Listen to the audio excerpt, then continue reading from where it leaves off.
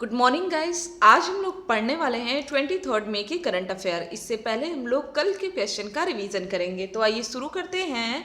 कल का हमारा पहला क्वेश्चन है कि फिलिस्तीनी शरणार्थियों के लिए संयुक्त राष्ट्र राहत और निर्माण एजेंसी का मुख्यालय कहाँ पे स्थित है। तो ये मुख्यालय कहाँ स्थित है?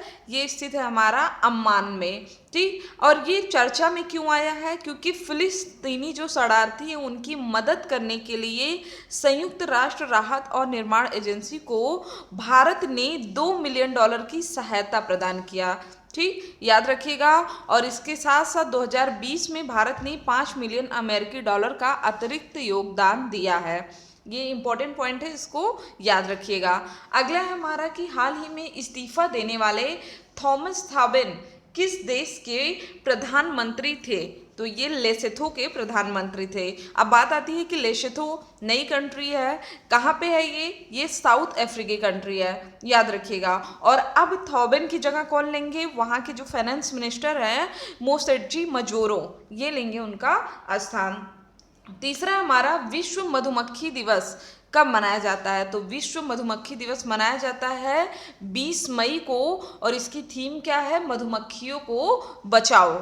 ठीक, अगला हमारा अपशिष्ट मुक्त शहरों की स्टार रेटिंग में ऐसे कौन से शहर हैं जिन्हें 5 स्टार रेटिंग दिया गया है? मैंने आपको बताया था जैसे स्वच्छता सर्वेक्षण हो रहा है उसी तरह अपशिष्ट मुक्त शहरों की स्टार रेटिंग शुरू की गई है, जिसमें 6 शहरों को 5 स्टार दिया गया है। एक तो है अंबिकापुर, दूसरा हमारा राजकोट, तीसरा है मैसूर, चौथा हमारा सूरत, पांचवा हमारा इंदौर, छठा हमारा नवी मुंबई।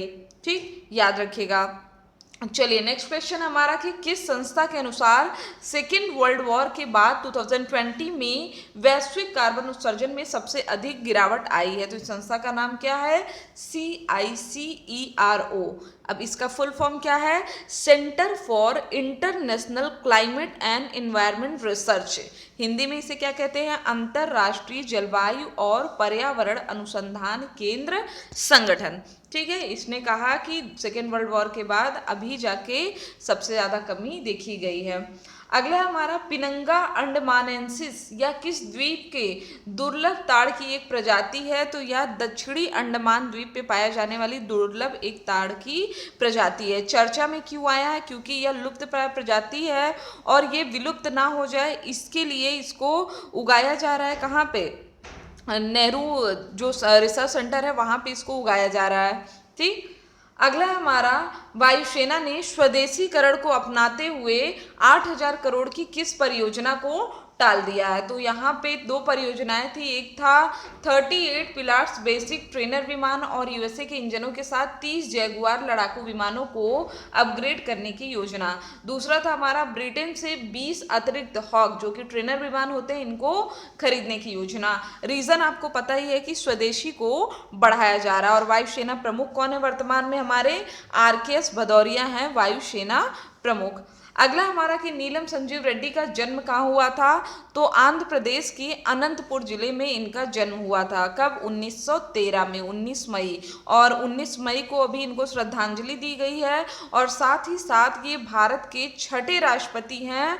ठीक, और एक और इम्पॉर्टेंट फैक्ट है कि अगर आपसे एग्जाम में क्वेश्चन पूछे कि निर्विरोध चुने जाने वाले राष्ट्रपति कौन है, तो नीलम संजीव रेड्डी ही है। ठीक, याद रखिएगा। अगला हमारा कि किस संस्था ने सड़कों पर कीटनाशक के छिड़काव को हानिकारक बताया है? तो यहाँ पे WHO ने सड़कों पर हानिकारक के जो कीटनाशक होता है उनके छिड़काव को हानिकारक बताया यहाँ पे कि अगर आप इनको सड़कों पर कीटनाशक डालते हैं तो कोई मतलब नहीं, इससे बेटर होगा कि अगर पोछा लगा दिया जाए तो वो बेस्ट है। फिर हमारा कि तमिलनाडु के श्री पेरम्बदूर में पूर्व प्रधानमंत्री राजीव गांधी की हत्या कब हुई? तो 21 मई 1991 में। और इसी 21 मई को हम लोग आतंकवाद विरोधी दिवस के रूप में मनाते हैं। ठीक, तो ये थे हमारे कल के इंपॉर्टेंट क्वेश्चन। अब हम लोग बात करेंगे आज के क्वेश्चन पे। पहला क्वेश्चन हमारा कि विश्व बैंक से संबंधित निम्न कथनों की पुष्टि कीजिए। ठीक है, पहला क्या है कि वर्ल्ड बैंक ने कहा है कि कोविड-19 की वजह से दुनिया में 6 करोड़ लोगों को बेहद गरीबी, जिसे एक्सट्रीम पॉवर्टी कहते हैं, होने का अनुमान है। देखिए, एक होती गरीबी और यहाँ पे किसकी बात हो रही है? बेहद गरीबी की। ठीक, सही बात है। दूसरा हमारा कि विश्व बैंक का अनुमान है कि इस साल दुनिया की अर्थव्यवस्था में 5% की गिरावट आएगी। तो दोनों सही है, राइट आंसर क्या हो जा हमारा ऑप्शन नंबर 3 हो जाएगा राइट आंसर। ए और बी दोनों सही है, ठीक है। अब विश्व बैंक के वर्तमान में प्रेसिडेंट कौन है? डेविड मॉलपास हैं विश्व बैंक के प्रेसिडेंट। इन्होंने कहा कि इस जो कोरोना वायरस की वजह से बेहद एक्सट्रीम पॉवर्टी आएगी उससे करीब 6 करोड़ लोग प्रभावित होंगे। इसके साथ साथ दुनिया के 100 विकासशील देशों की आर्थिक मदद के लिए वर्ल्ड बैंक ने अभियान चलाया है, जिसमें 15 महीने में 100 विकासशील देशों को 160 बिलियन डॉलर करीब 11 लाख 8 हजार करोड़ रुपए की सहायता दी जाएगी। और इन देशों में दुनिया की 70% आबादी रहती है, ठीक, याद रखिएगा, इंपॉर्टेंट है। अगला क्वेश्चन हमारा काफी इंपॉर्टेंट है, बुक और उनसे संबंधित लेखकों से है, ठीक। तो अभी यहाँ पे जैसे Wuhan diary dispatch from A quarantine city, इसकी राइटर कौन है? फांग फांग है। इसमें 60 दिनों के लॉकडाउन की पूरा वर्णन किया गया है। दूसरा है फाइंडिंग फ्रीडम, तो ये प्रिंस के वहाँ पे ब्रिटेन के जो प्रिंस थे उनके ऊपर लिखा गया। किसने लिखा है? स्कोबी और कैरोलिन डूरन ने लिखा है। तीसरा हमारा hope of my adventures on boat train and planes, ये किसका है? रस्किन बॉन्ड का। तो रस्किन बॉन्ड का आपको पता होना चाहिए कि हाल ही में अभी इनका बर्थडे मनाया गया है और इसी दिन इन्होंने लॉन्च की है अपनी बुक, जिसमें उन्होंने अपनी यात्राओं का वर्णन किया है। कौन से? जो बचपन में नाव, रेलगाड़ी और विमानों के साथ कुछ यादगार यात्राएं हैं, इनका वर्णन किया गया है। अब रस्किन बॉन्ड नाम सुन के आपको लग रहा होगा कोई फॉरेनर होंगे, ये नहीं, ये इंडियन है और कहाँ पे रहते हैं? मसूरी में। 2014 में इनको पद्म भूषण भी मिल चुका है, ठीक। बाकी ये मैंने आपको बता ही दिया था कि फाइंडिंग फ्रीडम किसने लिखा है? ब्रिटेन की महारानी एलिजाबेथ द्वितीय के पोते प्रिंस हैरी और उनकी पत्नी मेगन मार्कल की जीवनी पर है, जिन्होंने जनवरी में अपना जो रॉयल उपाधि है उसको भी छोड़ दिया है। अगला क्वेश्चन हमारा कि किस भारतीय वाइस एडमिरल को अलेक्जेंडर डेलम्परल अवार्ड 2019 से नवाजा गया? तो इनका नाम क्या है? इनका नाम है विनय बधवार, ठीक है। राइट आंसर क्या होगा? Option number 4। इनको भारतीय हाइड्रोग्राफी, जल संरक्षण जिसे हम लोग कहते हैं, और हिंद महासागर क्षेत्र में उनके उत्कृष्ट योगदान के लिए यह पुरस्कार दिया गया है। सबसे पहले 2006 में यूके हाइड्रोग्राफी ऑफिस द्वारा सम्मानित किया गया, ठीक है। विजेता का चयन यूके हाइड्रोग्राफिक्स ऑफिस की मुख्य समिति द्वारा दुनिया भर में हाइड्रोग्राफी, कार्टोग्राफी और नेविगेशन को मानकों को बढ़ाने के लिए इन्होंने जो प्रयास किया है उसके लिए इनको यह अवार्ड दिया गया है, ठीक। 1982 में भारतीय नौसेना में शामिल हुए वाइस एडमिरल के पास जल सर्वेक्षण का काफी अनुभव है। अब अगर हम लोग बात करें कि वर्तमान में नौसेना अध्यक्ष कौन है, तो एडमिरल करमवीर सिंह है और वाइस एडमिरल कौन है? अजित कुमार है वाइस एडमिरल।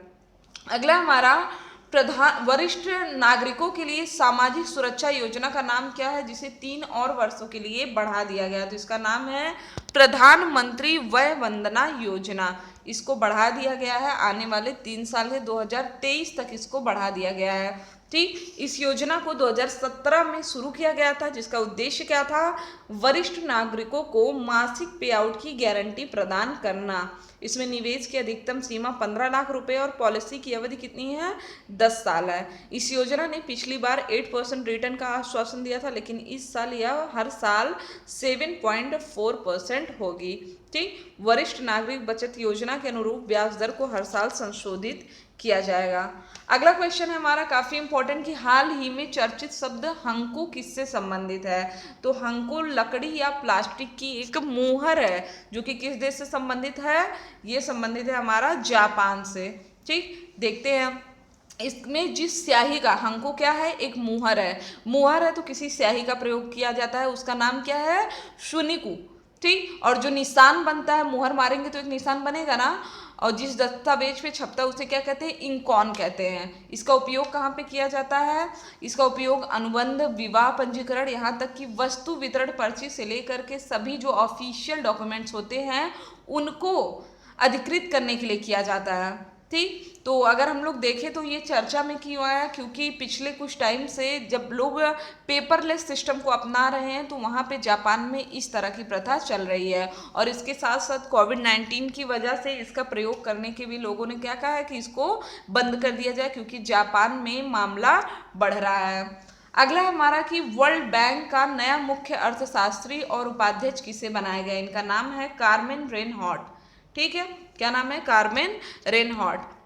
और वर्ल्ड बैंक के अध्यक्ष कौन है? डेविड मालपास हैं वर्ल्ड बैंक के अध्यक्ष। ये किसका स्थान लेंगी? तो पिनेलोपी गोल्डबर्ग का। कब लेंगी? 15 जून को। अच्छा, इनको क्यों लाया जा रहा है? ये फाइनेंशियल क्राइसिस एक्सपर्ट हैं। और अभी मैंने आपको बताया कि कोरोना वायरस की वजह से जो सिनेरियो चल रहा है, इससे तो फाइनेंशियल क्राइसिस हर जगह आनी ही है, हर जगह देखने को मिलेगा। इवन ये है कि सबसे पहले कहाँ पे फाइनेंशियल क्राइसिस, रिसेशन कहाँ पे आया है? तो ये आया है जापान में। आगे हम लोग ये क्वेश्चन पढ़ने वाले हैं। ठीक, तो उन्हें अर्थशास्त्र में किंग जुआन कार्लोस पुरस्कार, NABE के एडम स्मिथ पुरस्कार से सम्मानित किया जा चुका है। इनकी एक चर्चित पुस्तक है this time is different eight centuries और फाइनेंशियल फॉली, ये 2009 में पब्लिश हुई थी, जिसको इन्होंने केनेथ रोबोफ के साथ मिलके लिखा था। अगला क्वेश्चन है हमारा कि कोविड-19 की वजह से आर्थिक मंदी की चपेट में आने वाला दुनिया का पहला विकसित देश कौन सा है?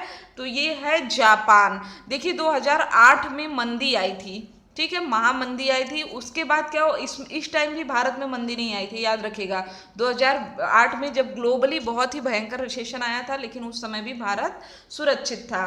ठीक, तो अभी क्या है कि उसके पहले 2015 में भी मंदी आ चुकी है। अभी 2020 से पहले भी यहाँ पे मंदी आ चुकी है। और इनका जो GDP की अगर हम लोग बात करें तो 2020 का जो फर्स्ट क्वार्टर था उसमें भी माइनस में इनकी GDP थी। और 2019 का जो फोर्थ क्वार्टर था उसमें -6.3% थी। ठीक, तो आप अनुमान लगा सकते हैं कि कोरोना तो एक मैटर है ही है, लेकिन यहाँ पे पहले से भी रिसेशन के लक्षण देखे जा रहे थे। ठीक है, तो अभी जापान फिर से क्या हुआ है, यहाँ पे रिसेशन आ चुका है। ठीक, बात आती है रिसेशन का मतलब क्या होता है। तो जब कोई इकोनॉमी लंबे समय तक निगेटिव ग्रोथ करती है तो इसे क्या कहते हैं? रिसेशन कहते हैं। ठीक, किसी भी अगर इकोनॉमिक ग्रोथ वाली कंट्री का 2 क्वार्टर निगेटिव चला जाए तो उसे मंदी कहते हैं। मतलब ठीक है, कम हो लेकिन निगेटिव ना जाए। ठीक, और अभी याद है कि आपको कि जैसे भारत ने अपनी GDP का 10% पैकेज निकाला है, उसी तरह यहाँ पे जापान ने अपनी GDP का 20% पैकेज निकाला है कोरोना के सर्वाइवर के लिए। ठीक, याद रखिएगा। और सबसे ज़्यादा इसने ही निकाला है। नेक्स्ट है हमारा कि मेजर जनरल कश्मीरी लाल रतन का निधन हो गया। उन्हें किस युद्ध के लिए महावीर चक्र मिला था? तो इनको भारत पाकिस्तान युद्ध 1971 के लिए मिला था। अच्छा, आप लोग इस समय न्यूज़ में देख रहे होंगे कि भारत चीन युद्ध को लेकर के कई सारे एक ऐसे सिनेरियो बन रहे हैं। कई बार बॉर्डर पे देखा जा रहा है कि दोनों के बीच झड़प हो रही है। तो ऐसे बहुत सी चीज़ें हैं इंटरनेशनल रिलेशन में जो कि बताती हैं कि भारत और जैसे अगर लड़ाई हो रही है लाइन ऑफ एक्चुअल कंट्रोल के आसपास ही हो रही है, वहाँ पे सीज फायर का उल्लंघन किया जा रहा है चीजें, तो आपको जानना चाहिए कि भारत और चीन का संबंध कैसा रहा है। तो आगे कितनी, क्योंकि न्यूज़ में आप देखते हैं तो पता चलता है कि अभी कभी भी वॉर स्टार्ट हो सकती है। ठीक, तो अगर आप ये सारी चीज़ें जानना चाहते हैं, क्योंकि वीडियो कब बनाया जाएगा? जब आपको एक्चुअल में देखना होगा। तो आप यहाँ पे कमेंट बॉक्स में बता सकते हैं और आपके लिए बना दिया जाएगा एक वीडियो भारत चीन के रिलेशन पे। ठीक, आते हैं हम लोग अपने क्वेश्चन पे, कश्मीरी लाल रतन के निधन पे। तो इनका निधन कब हुआ था? 16 मई को हुआ था। ठीक, और मैंने आपको बताया कि ये किससे संबंधित है? भारत पाकिस्तान युद्ध से संबंधित है, जो कि हुई थी 1971 में। यहाँ पे इनको जो महावीर चक्र दिया गया था, क्यों दिया गया है? इन्होंने भारत के 150 जाबाज के साथ मिल करके पाकिस्तान के 5000 से ज़्यादा सैनिकों के हमले को नाकाम कर दिया। अब इतनी बड़ी इनकी उपलब्धि थी तो इनको महावीर चक्र दिया गया। ठीक, याद रखिएगा। अगला क्वेश्चन है हमारा, भारतीय इस्पात संघ का अध्यक्ष किसे बनाया गया है? तो दिलीप उम्मेन को बनाया गया है भारतीय इस्पात संघ का अध्यक्ष। ठीक, और ये किसका स्थान लेंगे? तो ये टीवी नरेंद्रन का स्थान लेंगे। हालांकि टीवी नरेंद्रन जो है, इनका कार्यकाल अगस्त में समाप्त होने वाला था, लेकिन इन्होंने अपना कार्यकाल पूर्व होने से पहले ही अपने पद से हटने की घोषणा कर दिया। इस वजह से दिलीप उम्मेन को इसमें लाया गया। नेक्स्ट है हमारा कि किस राज्य ने सिडबी के साथ साझेदारी की है और प्रवासी श्रमिकों को रोजगार प्रदान करने के लिए एक स्टार्टअप फंड लॉन्च किया है। ठीक, जैसा कि आप लोग देख रहे हैं कि इस समय बहुत सारी योजनाएं लाई जा रही हैं अलग अलग गवर्नमेंट के द्वारा। क्यों लाई जा रही हैं? इस वजह से लाई जा रही हैं क्योंकि सभी प्रवासी क्या है, अपने राज्य में वापस लौट रहे हैं। तो ऐसे देखा जाए तो एक बड़ा बेरोजगारों का समूह तैयार हो जाएगा। ठीक, तो इस चीज से निपटने के लिए तरह तरह की चीजें की जा रही हैं, चाहे किसान की हेल्प करना हो, चाहे प्रवासी मजदूरों की। तो अभी यहाँ पे उत्तर प्रदेश सरकार ने एक स्टार्टअप फंड लॉन्च किया है। ठीक, तो याद रखिएगा किसने लॉन्च किया? उत्तर प्रदेश स्टार्टअप फंड नाम से शुरू किया। किसने? योगी जी ने स्टार्ट किया। और इसमें इन्होंने किसके भागीदारी के साथ शुरू किया है? सिडबी के साथ, भारतीय लघु उद्योग विकास बैंक के साथ। ठीक, इसमें सिडबी को 15 करोड़ रुपए की पहली किस्त भी इन्होंने सौंप दिया है। इसमें क्या है, श्रमिकों का जो भी मतलब उनका टैलेंट है उस आधार पर इनको रोजगार दिया जाएगा। ठीक, और राज्य में जो युवा है उनको स्टार्टअप बनने के लिए प्रोत्साहित किया जाएगा।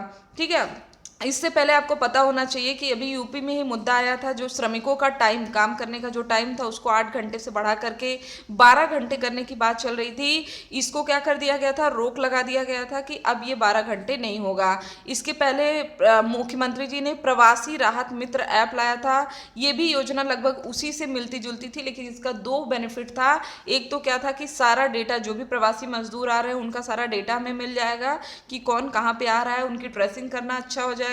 और दूसरा क्या था कि उनसे रिलेटेड जो भी रोजगार हो वो उनको प्रदान किया जाए। ठीक, तो ये थे हमारे आज के इंपॉर्टेंट क्वेश्चन। आई होप कि आपको वीडियो अच्छा लगा होगा। देखिए, वीडियो बहुत ही मेहनत करके बनाया जाता है, तो आप वीडियो को जरूर शेयर किया करिए। और जिन लोगों ने एप्लीकेशन को इंस्टॉल नहीं किया है वो ऐप को इंस्टॉल कर सकते हैं डायरेक्ट प्ले स्टोर से, या फिर आपको लिंक दिया गया है डिस्क्रिप्शन में, वहाँ पे आप सभी सब्जेक्ट पढ़ाई कर सकते हैं। इसके अलावा जिस भी एग्जाम की आप तैयारी कर रहे हैं उससे related previous year mock test सभी चीज़ें सॉल्व कर सकते हैं। ठीक, तो आज के लिए बस इतना ही। Thank you friends, thank you so much.